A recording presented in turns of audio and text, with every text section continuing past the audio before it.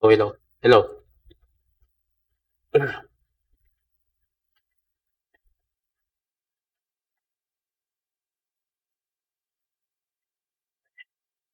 Okay.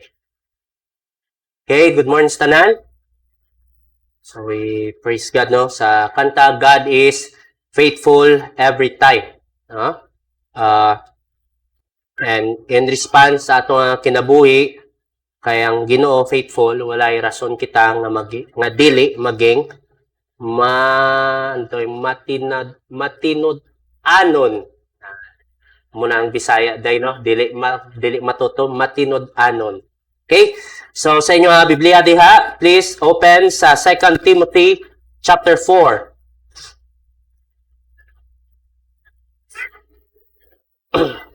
Second Timothy chapter 4 verse 1 to 5.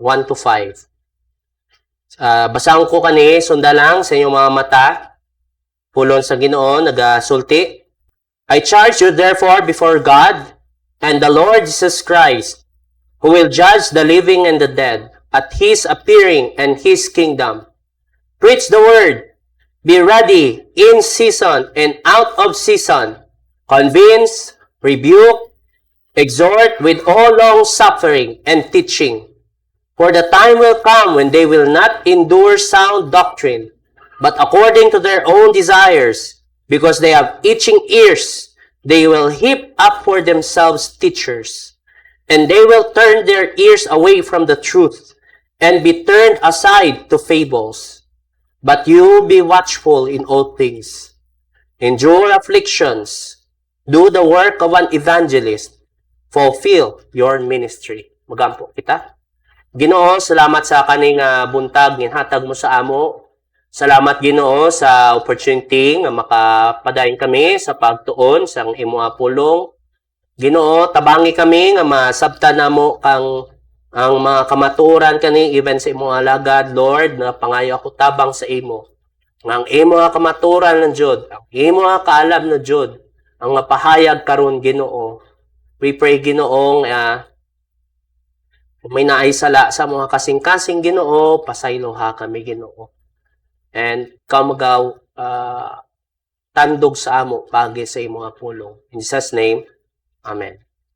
So makita nyo man diyan no, sa screen no, an appeal for all believers in the last days. Usa ka panawagan, ay word ko nga panawagan. Usa ka panawagan sa mga magtotoo no, sa ulahing panahon. Natsismis ka na ba? Siguro sa tanan sa ato nakaagi na natsismis ka, no? O isa ka interesting nga culture jud sa Pinoy no nga na-amaze jud ko. Isang nakalakat ako sa kadto ko sa Thailand o dito ko nakita nga although may naay gossip man nga sa uban ni tao, pero kanang kinabuhi jud ba ambot kinabuhi or part nga jud sang culture sang Pinoy, no? Mao ang ginatawag nga chismis. So tidiri ginatawag nga chismis or gossip in Filipino is idle talk or rumor about the personal or private affairs of others. Sabi no? The act of gossiping is known as dishing or tattling. Mga Pinoy, so tidiri, ang fascination sang Pinoy sa chismis date back to pre-Spanish period. So dugay na jud no. Before pa sa panahon sa mga Espanyol, no?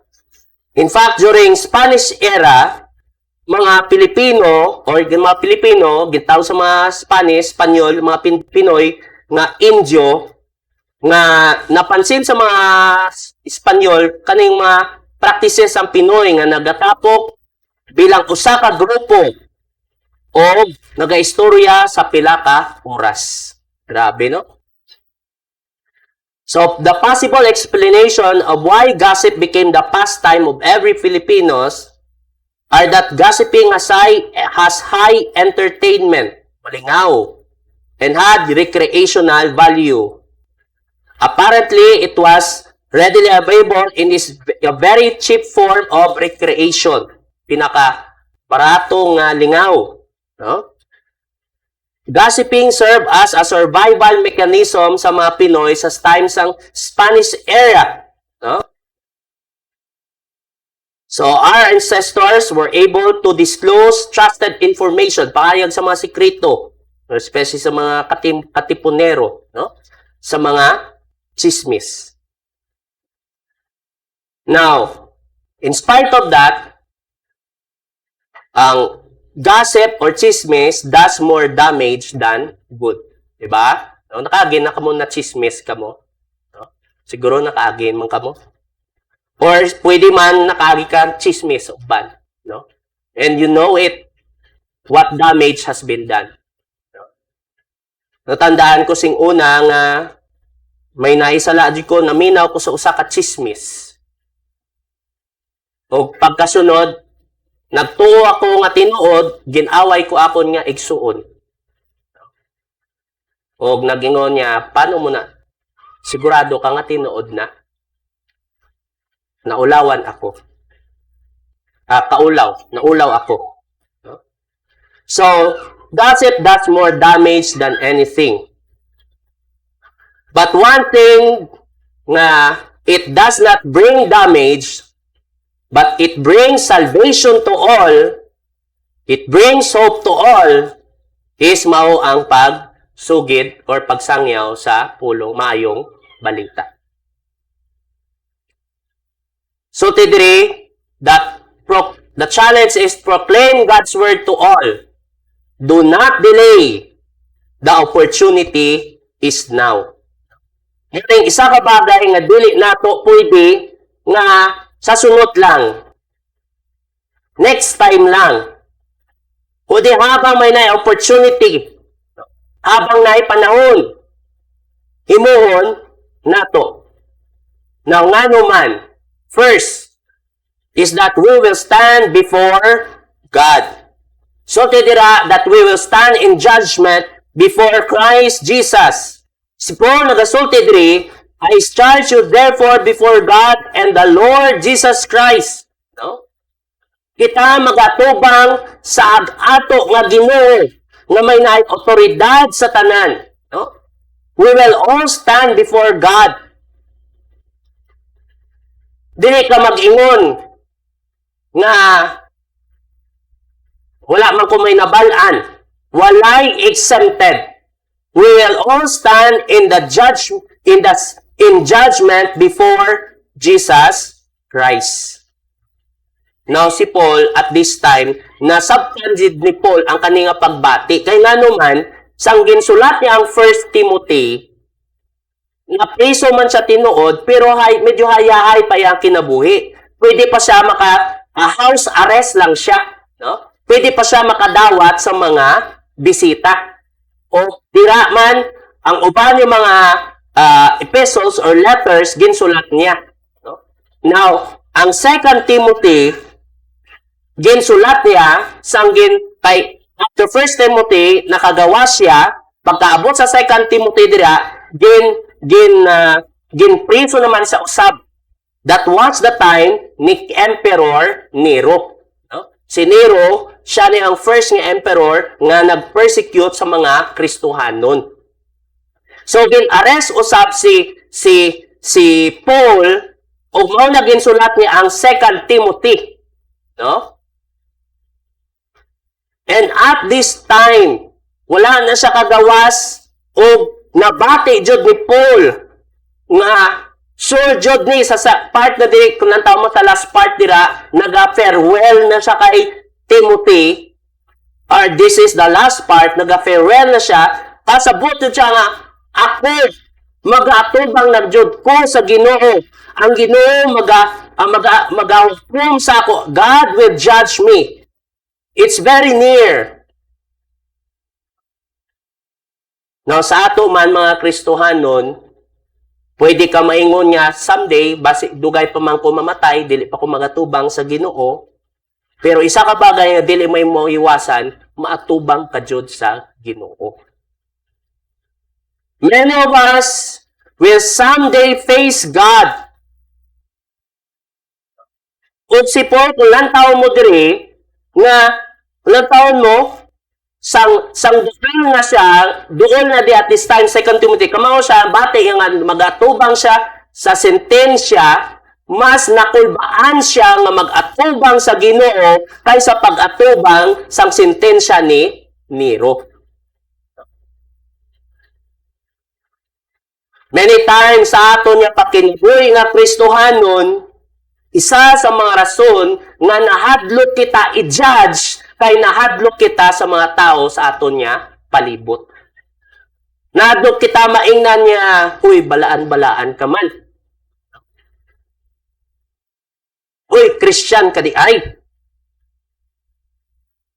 But one thing that we should be afraid of and we should be concerned of is because someday we will stand before God. So today, the accountability is for all of us because we will all answer to Jesus Christ. So tidira no sa Ezekiel, sa kaninga verse, so tidira, when I say unto the wicked, thou shalt not surely die, and thou gives him not warning, kung wala na, ginagsulti diri ang Ginoo kay Ezekiel, kung ikaw, wala ka nagsangya, wala ka naghatag warning, so tidira no, speakest to warn the wicked from his wicked way, to save his life. The same wicked man shall die in his iniquity, but his blood will I require at thine hand.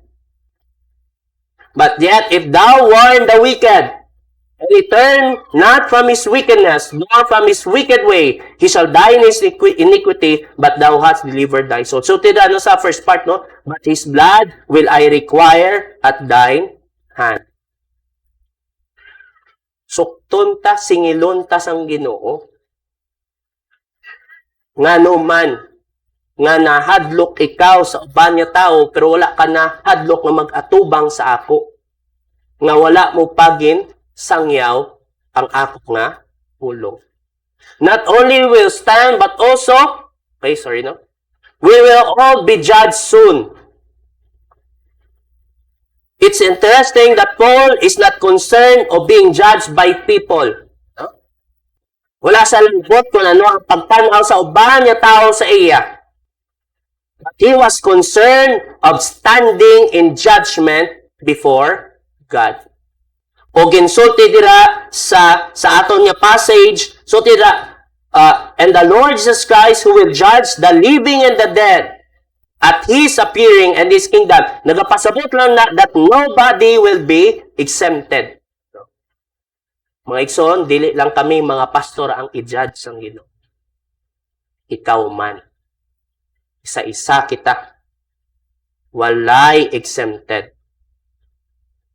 Pero diri kay Paul, sa nagapaduol na ang pagsentensya sa iya o ibitayo na siya, si Paul mag-ingon diri nga, he was excited to face Jesus Christ. He knew that he did all he can for God's glory. So tiya dira, for I am now ready to be offered, and the time of my departure is at hand. So ni Paul, I have fought a good fight. I have finished my course. I have kept the faith. Henceforth there is laid up for me a crown of great righteousness, which the Lord, the righteous judge, shall give me at that day, and not to me only, but unto all them also that love His appearing. Grabe si Paul, excited siya magatubang sa Ginoo. Because he knows nga ginhimo niya ang bahin niya para sa Ginoo. Kamao ka mga Kristohanon, kung ano ang pag-judge sang tao sa imo diri sa kalibutan niya, murag dili ka komportable, sample B, high school ka, pag-abot sa college, wala na. Kay lahi naman ang tao nagatubang dito, no? Agi lang. Pero mga Kristohanon, when Jesus will judge, the final judgment will be final and binding for all eternity.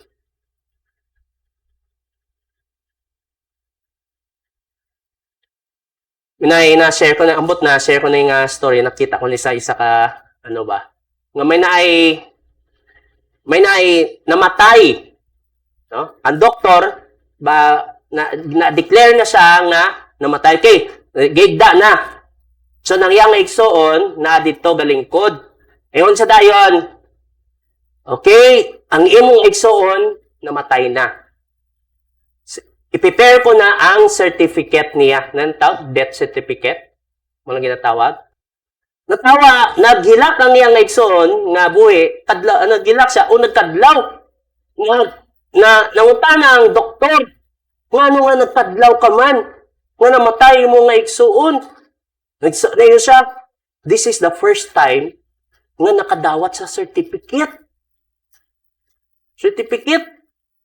Tapos, nagsulti ang iyang igsoon, kamao ka, ako niya igsoon ni, wala, dyan niya kinabuhi. Pawala, anong gitaw? Pasagad lang. Walay tarong ba? Naingon sa dahil na yung igsoon niya, pwede mo, Dok, nga himuon niya formal ang paghatag sang prepare o paghatag sang certificate sa ako nga igsoon niya namatay. Okay, mo siya. Okay. Nalibog ang doktor. Sige, himuon ko ni. No? Okay, yun niya. Okay. This certificate is given to blah, blah, blah, blah. For dying. Congratulations for dying. Natag yung certificate din. No? Certificate of death. No? Kasubo, no? Katawanan man, no? Kay mo lang na nadawat yung certificate, congratulations, patay pa. No, mga Kristohanon. Ano kaya kita? Parehas man kita, ayhan. Someday, magatubang kita sa Ginoo, wala jud ta may nahimo sa atong pagkinabuhi ang Kristohan. Next. Not only we will all stand before God, but we are commanded to proclaim God's word. Now, so tidira ni Paul sa first part, I charge, command. It is a command. It is a directive nga ginhatag sang Ginoo para sa ato. Kung si Jesus Christ ang imo nga master, kung si Jesus Christ ang imo nga Ginoo, para kani sa imo. Pero kung dili, then dili. Pero kung ikaw nakadawat kay Jesus Christ, this is one thing that we should do. What are the things? First, proclaim the word, pure word of God. So, tidira, no? Preach the word. Preach the pure word. Gina-emphasize dira ni Paul kay Timothy, dili lang part sa pulong sa Ginoo, kundi tibok nga kamatuoran sa pulong sa Ginoo. Mo nang isulti mo, isangyaw mo sa uban nga tao. Kung sa maayong balita, isulti mo jud nga siya makasasala, nga siya makasasala ug maadto jud sa impyerno, ug kinahanglan niya jud sang manuluwas. Na mga karon nga mga maayong balita ginasugid, dinatago ang Pangunaon na nga ikaw makasasala. Ginasulti lang nga gusto mo magpalangit, dawata si Jesus. Kung asa na to ang kinahanglan, asa na to nga ngano ang kinahanglan manuluwas kay siya makasasala. There's a need to share the pure word of God. The intention to share the pure word of God is to share the truth, ang kamatuoran. Dili nga ilingaw ang tao or i-impress ang tao. Now, not only that, preach the pure word of God, but also be persistent in proclaiming the word of God. Now, sa anything, so tidra, be persistent whether the time is favorable or not. Now, kalugan sa word nga persistent, it means continuing to exist in spite of interference or treatment. No? Meaning ka na, padayon sa pagsangyaw, whether uso man or dili, no? Whether popular man o dili. No? Si Paul, sang nasa sa prisuhan, sang first imprisonment niya, wala siya na undang sa pag-share sang gospel. Nagahimo jud sa paagi. He find ways to share it. Wala na kung sa ato pa di, wala na siya nagaulat mag-abot ang Domingo nga may na-distribution of tracts. Dira lang siya malihok. Kundi sa iya kinabuhi jud, nagahimo siya paagi. He was in house arrest. Kaya nung minay mga bisita, dira siya nag-share sa pulong sang Ginoo. He maximize his opportunity. And sa second, sa ikaduha nga pa, pagkapriso, although ang iya nga pag-share sang gospel na limit na, dili na jud sa katubang, kay priso na jud, yet kani dili nag-stop sa iya sa pagsulat sang 2 Timothy.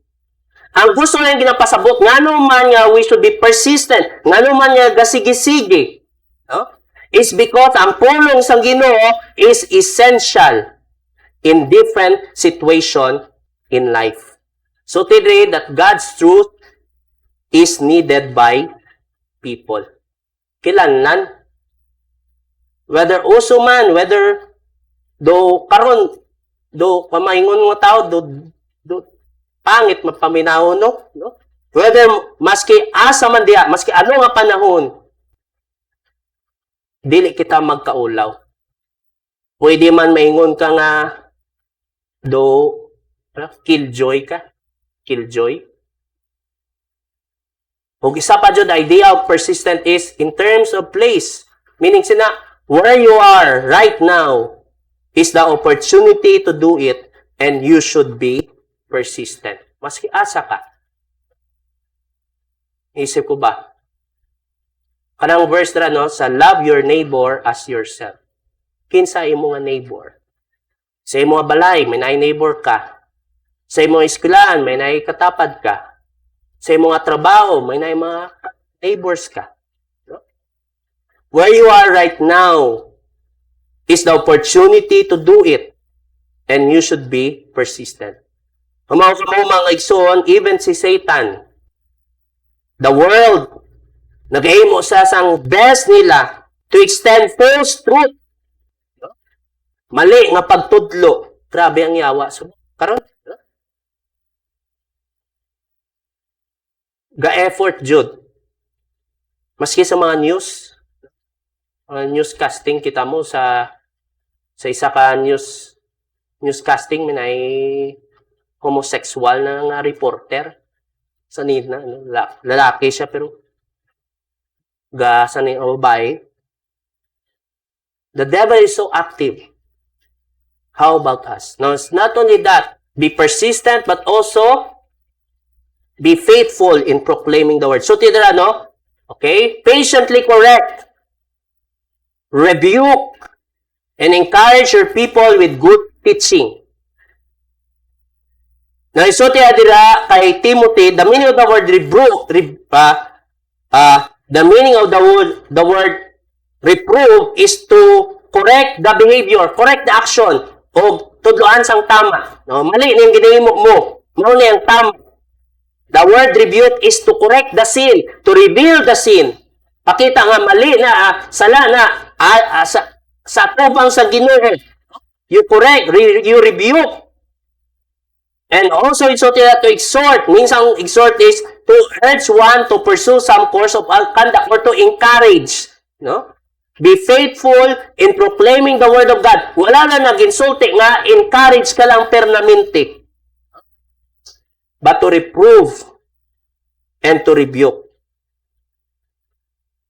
God's word is never obsolete and is capable of doing these things. Ang pulong sa Ginoo is always applicable. Paris kayo so tidra, all scripture is inspired by God and is useful to teach us that is true and to make us realize what is wrong in our lives. It straightens us out and teaches us to do what is right. It is God's way of preparing us in every way, fully equipped for every good thing God wants us to do.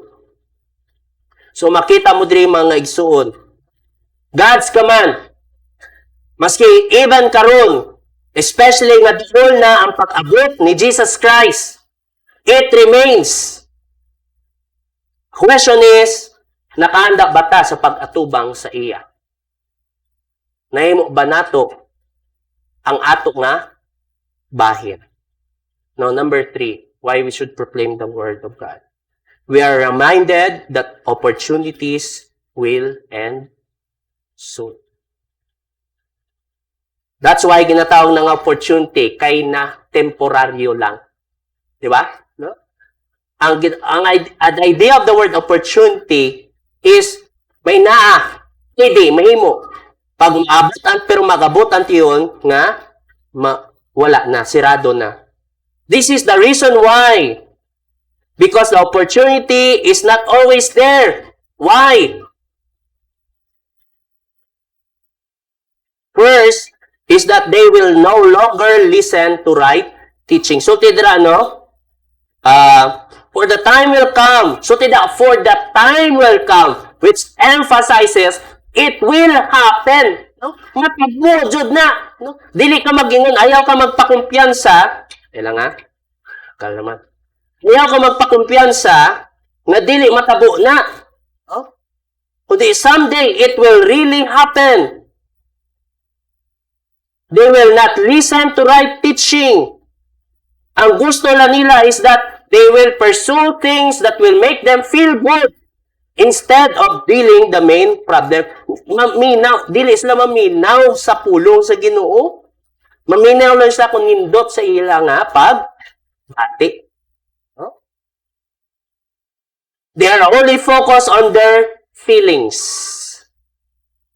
But their mind, ang isip na wala nag-aandar kung ano ang tama. Sa 2 Timothy chapter 3 verse 2 to 4, can describe the character of the last days. So, tidra, no? Ginaano ko lang mga emphasize, pinpoint ko lang ba in relation sa feeling. So, for people will love only themselves. It's always all about self. Scoffing at God. Minsan scoffing at God, ginamak ang Ginoo. Ginapa-blasphemy na. Ginapakawian, naman, ginapakaulawan. Anong ginapahi mo nga pangit? Ang ngalan sa Ginoo. Mak ang Ginoo, ang tawag mo karon si Luca, no? Grabe, hayag kayo, no? Maingon siya, anong mali ko? Imagine mo, no? Grabe pa. They will slander others and have no self-control. They will be cruel and have no interest in what is good. Mas gusto ang lingaw, maski dili na tama. Be puffed up with pride and love pleasure rather than God. May gonna describe sa last days. That's why people will no longer listen to right teaching. Sa pahabang kapaduol ang pag-abot ni Jesus Christ, people will absorb santanan nga lingaw maski mali na and will be resistant sa pulong sang Ginoo. Isa ka share ko naman sa inyo, no? Isa ka illustration may naay dito sa US, June, gay pride, mga bayot, mga tumboy, ga bicycle nga walay sanina, mga tao, even mga kabataan nagalantaw, lingaw daw. Pagkatapos may naay dito sa punta nga nagbasa ng ganang verse sa Bible. Ang nagbasa, may microphone siya. Siya ang ginaresto. Imagine mo, no? Kaya siya disturbo sa parada. And someday, ang Pilipinas maging na. Someday, maybe 5 years or 10 years after. Ang kadautan, kaparada, ang tama nga nagasangyaw, maupa ang pun. Mabutan tayo na. And not only that, describe the time to come, there is no commitment, but rather preference and convenience. So, tidra, no? Balik kita. For the time will come when they will not endure sound doctrine, but according to their own desires. Because they have itching ears, they will heap up for themselves. Minsang word dira nga heap up. Heap up is accumulate in piles. Meaning sa, alkansiya ba? Gasave, gagather ang nagagather. Meaning sa na, they will gather. Sa mga bagay na lingaw lang sa, they will choose what they want to hear. No? Piliin na nila ang mga mensahe na maayo lang sa ila. O dili na kung ano ang naga-igo jud sa ila. Ga-igo sang mali. They want to be entertained by teachings that will produce pleasant sensations and leave them with good feeling about themselves. Feel good. That's why, kung may maabot nga mga motivational speaker, inspirational speaker ba, nga wala gaigo sa mali, kundi gina-comfort ka lang permanente, you're a good person mo na, no? You have a bright future. Tanan lang mauna na, no? Wala ginasulti jud ang mali, wala ginatubang. That's why dito sa US, ang mga dagko nga mga simbahan, mauna ang ilang mga wali. Ang lingaw lang ba? They want truth. Gusto niyang kamatuoran nga komportable sa ila. Dili ang kamatuoran nga naga-igo sa ilang nga mali. What they feel, what works for them, what is admirable to them, mo nang ilang nga paminawan. Even karon, sadly no, although wala mo ko gingon nga may mali sa may karon ba sa pag-pandemic, di ba may naay galantaw na uban, wala na ang problema kay dili wala simba galantaw sa YouTube streaming. Okay man to. Pero ang lisod, kay pagkauman sang pagbalik na nauman ang pandemic, ang uban nga tao, nagpadayo na lang sa streaming, wala na nagsimba. Ngayon siya kay may na nga mas nindot ang wali sa streaming. Sa amon niya Masters in Ministry ba, yung ni Pastor Cho. Kung dira ka komportable, dili ka magtubo. Kay ang nagwali ka na nga imo ginalantaw, wala ka ila sa imo ug dili ka minister sa imo. Ang imo nga simbahan maunang nakaila sa imo ug mauna ang maka-correct sa imo kung may mali ka jud. Kung maminaw ka lang sa streaming, pwede ka na kapili kung anong gusto mo paminawan, no? Pero kung sa simbahan, dili ka kapili kung anong gusto mo pamatian. There will come a time nga kung sa diin ang tao walay commitment maminaw sa pulong sa Ginoo kundi ang gusto nilang ang pabor sa iya, preference o convenience o komportable na jud sa iya. Mo na magapabilin siya. Isa pa jud. They want to be entertained by teachings that will produce pleasant sensation. Ngon kayo, no? Gina. Isa pa jud. Okay, sorry. They will reject the truth and follow strange teachings. So, tidra, no, sa NLT, describe na, they will reject the truth and follow strange myths.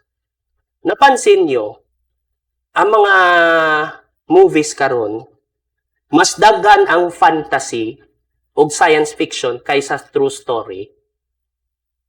Sing una, natandaan ko, daghan sa mga true story ba, nga inspirational stories, nga may ma-learn ka jud.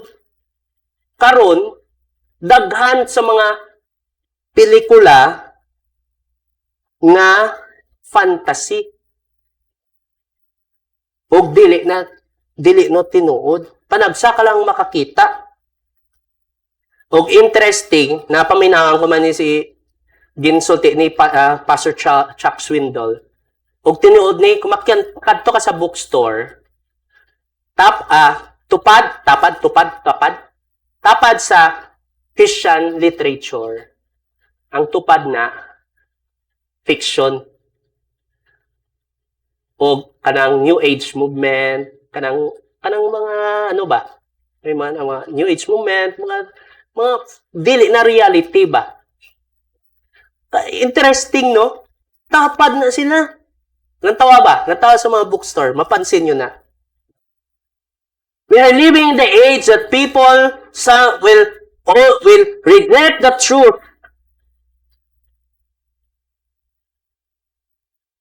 They will pursue lies, mga dili tunod, just to justify. Kaniyo, the reason why people will accept lies, strange teaching, is because it satisfies their lust of the flesh. Handom sa unod. desire of the flesh, lust of the eyes, and the pride of life. Even Christian himself, even believers themselves, when God's word is clearly spoken, yet they continue on their fantasy nga mali man na gani magpadayon gihapon. May nakikita ginatawag karon nga transgenderism ideology. Familiar ka mo sa transgenderism? Mingon nga, lalaki ko, pero feeling ko, babae ako. So, maski ano paglantaw mo sa ako, nga lalaki ako, dili ko na dawaton, kay ako nga pagtanaw sa sarili ko, babae ako. People choose to believe lies instead of the truth. May ganito nga, may nala pa jud. Naay pa jud niya trans body nga feeling niya wala siya kamot pero may kamot siya. So ang ginimo niya ginpaputol niya ang iyang kamot para matinod ang iyang realidad. Grabe no? And this is also someday. Not only someday, karon legalize na ang homosexual, same-sex marriage. Someday, malegalize man ang pedophilia. Someday. Dito sa US, daghan na nga, hinay-hinay gina-creep in sa mga commercials. No? Maingon niya, I am an adult person, but I feel like a little child. That's why I like your child. Muna na. Trans age. Kung ginataw, naabi, no? These people would rather choose foolish teachers who would please their ears instead of teachers telling the truth. So, tidra nga in the last days sa Mark, for false Christ and false prophets shall arise, and shall show signs and wonders to seduce, if it were possible, even the elect. Mga Kristohanon man. No? Kita mga Kristohanon, kung kita gihapon sa kamatuuran, wala kita paminaw o ginatuman na pulong sa Ginoo, and then for sure, mailad ka jud someday. Karon, this is real. I really feel this truth right now. Especially grabe ba? Dito sa Iloilo, dili mo na kinanan permit para mag-street preaching. Maski asa ka da, plaster ka da, wali ka da. Dire, na magkuhan ko, kay kailangan pa magpasa permit sa mayor. O dili lang karon, ang ihatag sa imong selection, sila magpili sang lugar o schedule kung asa ka pwede. Ang lisod to, kaibutang ka sa lugar o oras nga dili jud favorable sa nga mag-preach. Grabe, anong pulos yung gin-offer ni man? And even karon kahapon tani supposed to be na friendship basketball game kami sa isa ka lugar og mag-kids games dito, pero wala, ging cancel nga naman. Base manay magtuos kung kita mag-share. So we are living in that age. The struggle is real. How much more in the future after 5 years? Now, not only that, why we should preach the gospel. We are God's witnesses. Verse 5. Mga Kristohanon, ang tinuod nga Jehovah's Witnesses, ikaw. Amen? Amen. Kay ikaw nagatuo nga si Jesus Christ manluluwas. Nga ang kaluwasan paagi sa pagtuo o sa ginuman ni Jesus Christ, dili sa ginuman sa kamot sang tawo. We are the real Jehovah's Witnesses. And you know that. You know God's Word. You know kung ikaw nakadawat kay Jesus, kamao ka jud.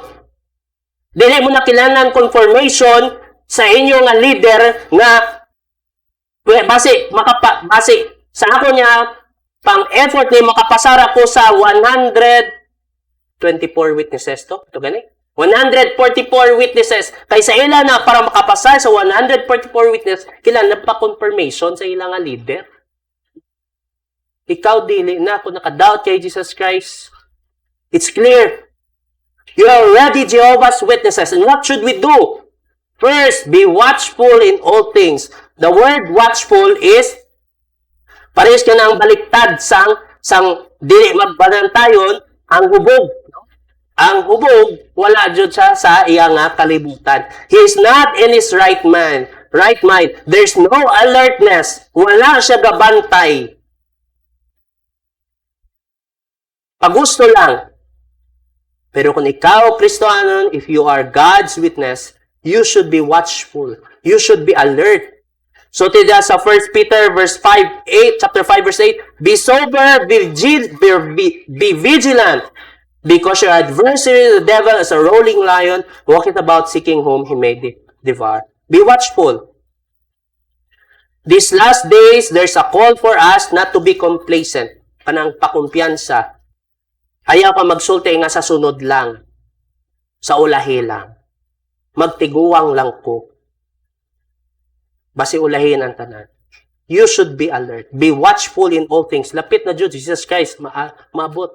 So, be courageous in facing sufferings. So, adira, endure affliction. Si Paul nagsulti kay Timothy, hambal niya sulti kay Timothy, be not thou therefore ashamed of the testimony of our Lord, nor of me his prisoner, but be thou partaker of the afflictions of the gospel according to the power of God. Be willing to face suffering. So, in Jesus Christ, if anyone wants to be my disciple, follower, let him deny himself, take up his cross, and follow me.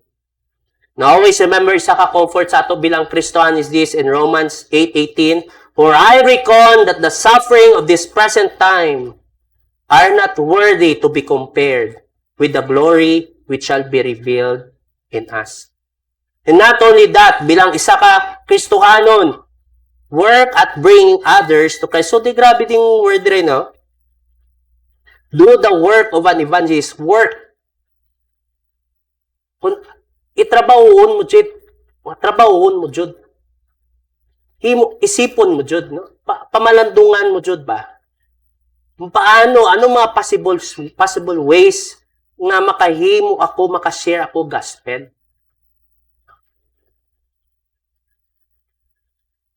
Maning, nahimo ko ni sa dito pag OJT ko sa Meralco. Sayo ko, try ko gid nga wala pa mauna ako sa mga kauban kong office mates ba. Butang ko kay at that time do medyo ulaw ko. Try ko nga walay tao pa, pangbutangan ko gospel track ila nga mga lamisa. No? Butangan ko gospel tracks. And not only that work, complete the ministry God has given you.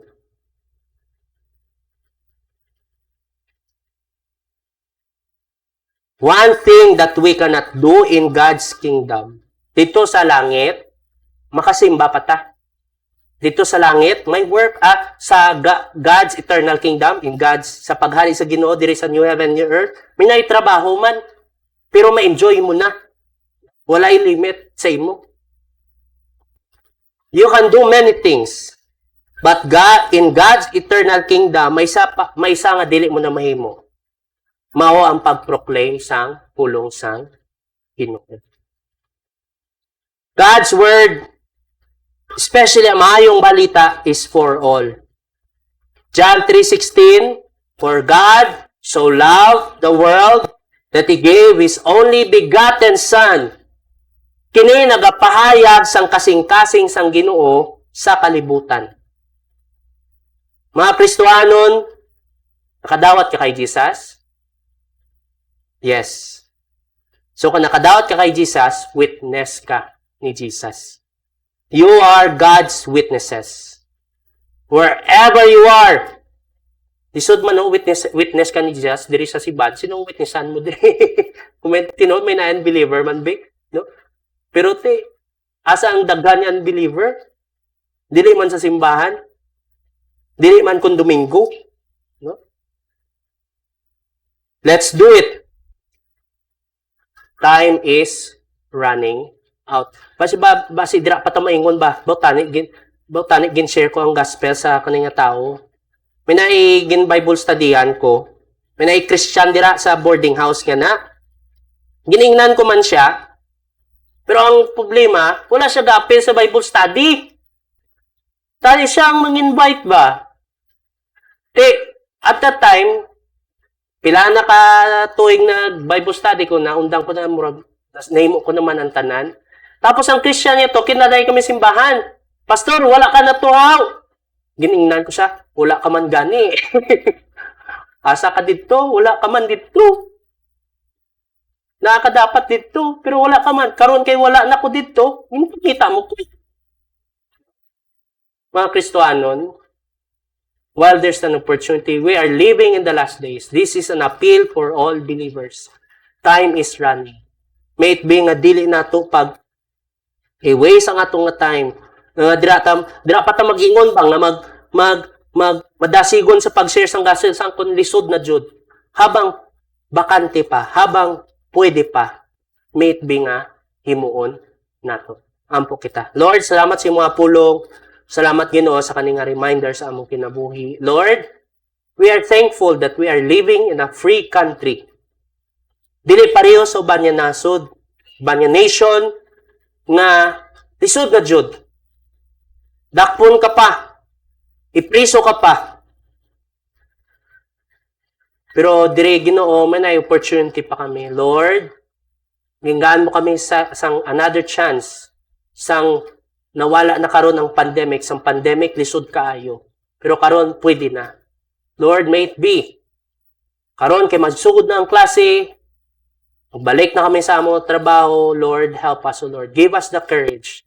And help us, O Lord, to understand that the time is right now. Salamat sa mga pulong. In Jesus' name, Amen.